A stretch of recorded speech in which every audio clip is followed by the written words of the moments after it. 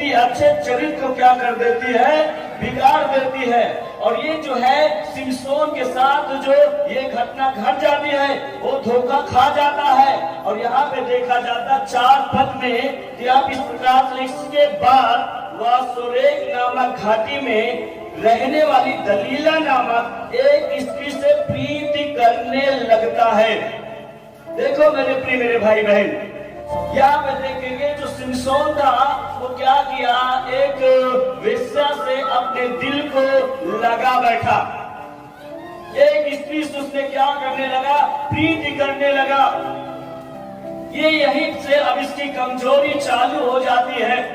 जो एक ये अन्य जाति से थी, उसके साथ में उठना, उसके साथ में बैठना, उसके साथ बातचीत करना उसको अच्छा लगने लगा था। ये एक परमेश्वर का जन था। और आज मेरे प्रिय मेरे भाई बहन, आज कई ऐसे मसीही भाई बहन, वो सेवक, वो विश्वासी कहीं न कहीं मिस्टेक को करते हैं, कहीं न कहीं गलती को करते हैं, वो धोखा खाते हैं, पाप का शिकार हो जाते हैं और अंत में उसका जो परिणाम होता है वो अच्छा नहीं होता, बुरा परिणाम आ जाता है।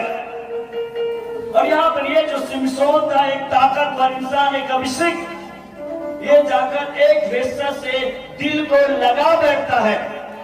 अब जब वो लगा बैठा, अब वहां से इसकी कमजोरी चालू होती है, इसको कमजोरी, वहां से इसकी कमजोरी चालू होती है। मेरे प्रिय मेरे भाई बहन, आज बहुत सारे लोग हैं जो परमेश्वर की मर्जी नहीं है, अगुवे का मर्जी नहीं है, माता पिता का मर्जी नहीं है, जवान बेटा बेटी कहीं न कहीं अपने दिल को एक दूसरे को दे बैठते हैं, अपना मर्जी से जीवन को जीने लगते हैं। कई ऐसे नौजवान बेटा बेटी के कारण उनके माँ दुखी होते हैं। और ये सेवकाई जो है मेरे प्रिय भाई बहन, सचेत करके सावधान करते हैं आपको किस प्रकार से जीवन को जीना है। आपने संसार से मन को फिराकर आप प्रभु के पास आ गए, प्रभु आपसे प्यार करते हैं, लेकिन वही गलती, वही गुनाह को तुम करो फिर संसार में जाकर। आप परमेश्वर के दिल को आप दुखी करते हो, आप निराश करते हो। प्रभु का जो अभिषेक का जो सामर्थ है कहीं न कहीं एक न एक दिन छीन जाएगा। और ये जो अभिषेक जो सामर्थ था इस सिमसोन के अंदर, और यही कारण हुआ कि उसने एक वेश्या से, दलीला नाम की स्त्री से ये दिल को लगा बैठा। अब जब वो लगा बैठा, यहाँ पे मालूम है शत्रु लोगों ने क्या बनाया, एक योजना।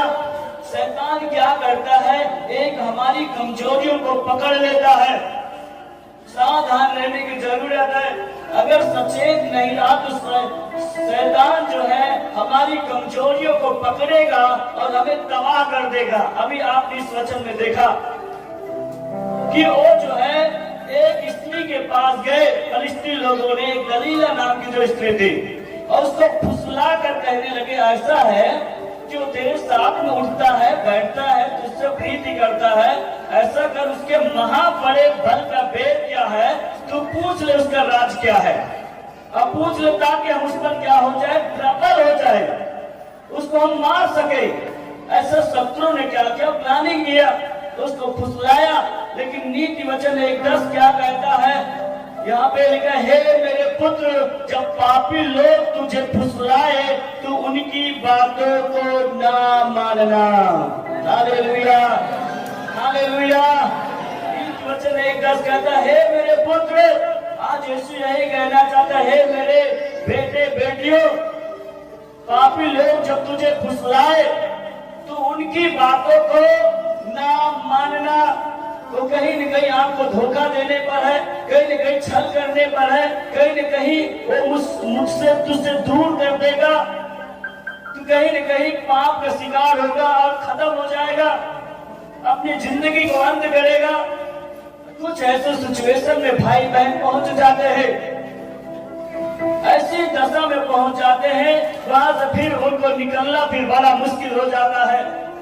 आज बहुत सारे जवान बेटा बेटी आत्महत्या क्यों कर लेता है, वो फांसी लगा लेता है, वो जहर खा लेता है। कारण क्या है, उसके पीछे अगर कारण देखा जाए तो कुछ न कुछ बातें हैं। ऐसे सिचुएशन में पहुंच जाते हैं, शैतान उन्हें शर्मिंदा न करने पाए उससे पहले वो सोचता कि मेरा माता पिता न जानने पाए, मेरे परिवार के लोग न जानने पाए, मेरा भाई न जानने पाए, उससे अच्छा मैं आत्महत्या करके मर जाऊं। ऐसे गलत रिलेशन में फंस जाता है, वो फंस जाती है, और ऐसे बहुतों का परिवार बर्बाद हुआ, बहुत से जवान बेटा बेटी इसका शिकार हुआ। लेकिन बाइबल हमें आगाह करती है, हमें सचेत करती है कि हमें किस प्रकार से जीवन को जीना है। अगर सचेत नहीं रहा, सावधान नहीं रहा, तो पाप की परिस्थितियां तुम्हें मार देगी, वो तुम्हें तबाह कर देगी, परमेश्वर की योजना से आपको वंचित कर देगी। और यहाँ पे देखा जाए, जब वो लिखा कि हम तुझे 1100 चांदी के टुकड़े देंगे, जाकर उससे क्या कर उसके बड़े बल का भेद क्या कर, पूछ ले। कुछ ऐसे पापी लोग, कुछ ऐसे गलत लोग आपके जीवन में आएंगे, अगर आपने समय लेते हुए सावधान नहीं रहा तो वो व्यक्ति, वो संगति, धोखा देने वाला, पाप में जीवन जीने वाला व्यक्ति आपको विनाश के समुद्र में लेकर चला जाएगा।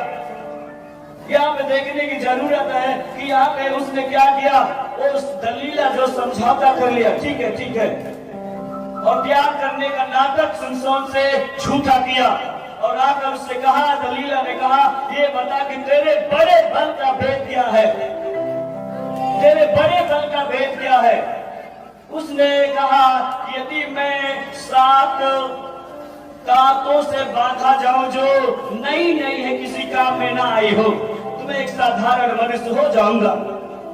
और मालूम है सिमसोन के लिए जो है 7 तांत भगाया गया, उसको बांधा गया।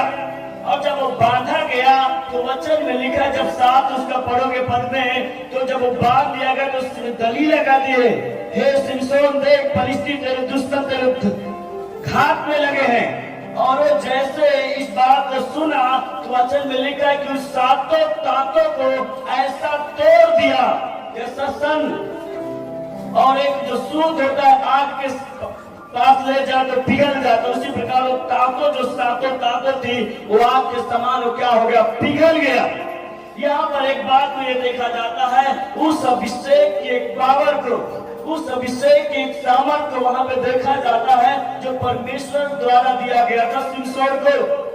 और जब उसको बांधा गया तो उसको तोड़ दिया, वो पिघल गया, आग के समान वो पिघल गया। मेरे प्रिय मेरे भाई बहन, आप जब आप अपने पापों से मन फिराते हो, पश्चाताप करते हो, प्रभु के पास आ गए हो, आप चुन लिए गए हो, वो प्रभु अपने अधिकार और सामर्थ्य को देता है, उस आग को देता है, उस पवित्र आत्मा को देता है आपको। लेकिन उसको आपको संभालना बहुत ही जरूरी है। और यहाँ पे देखा जाता है कि उसने क्या किया, वो तोड़ दिया। अब एक उदाहरण मैं आपको बताना चाहता हूँ, इसको ध्यान से सुने। यदि गुड़ है तो उसके चारों तरफ मक्खियां बैठ सकती है, चारों तरफ गुड़ के जो मीठा पदार्थ है, समझ रहे हैं ना, उसके आसपास में बहुत सारी मक्खियां इकट्ठा हो जाती, उस पर बैठ जाती है। लेकिन यदि एक आग है तो उस आग के आसपास में मक्खियां बैठ नहीं सकते, उसको टच नहीं कर पाएंगे। क्यों? क्योंकि वो जानते यदि मैं इस आग के पास जाऊंगी तो मैं खत्म हो जाऊंगी। हाँ या ना? उसी प्रकार से इस बात को हमें जानना बड़ा जरूरी है। एक सेवक, एक विश्वासी को आपको ठंडे नहीं बने रहना है, आपको पाप से समझौता नहीं कर लेना है, आपको मनमानी नहीं कर लेना है। अगर आपके अंदर कहीं न कहीं आप लुचपन है, कहीं न कहीं पाप है, मसीह में हो फिर भी अभी आप गलती करते हो, पाप करते हो, तो इसका मतलब है कि कहीं न कहीं वो शत्रु आपको तबाही की ओर लेकर जा रहा है। और आप पाप भी करते हो और मसीह से प्रार्थना करते हो, तो ये ठीक नहीं है, ये अच्छा नहीं है। अगर आप एक सचेत हो, आपने जीवन को बदल दिया है, आप एक आग के समान हैं, आप एक आग बन चुके हो, तो कोई भी दुष्ट आत्मा, कोई भी गंदगी आपके पास नहीं आएगी। यीशु मसीह के नाम में आप ताकतवर बने रहोगे, यीशु मसीह के नाम में।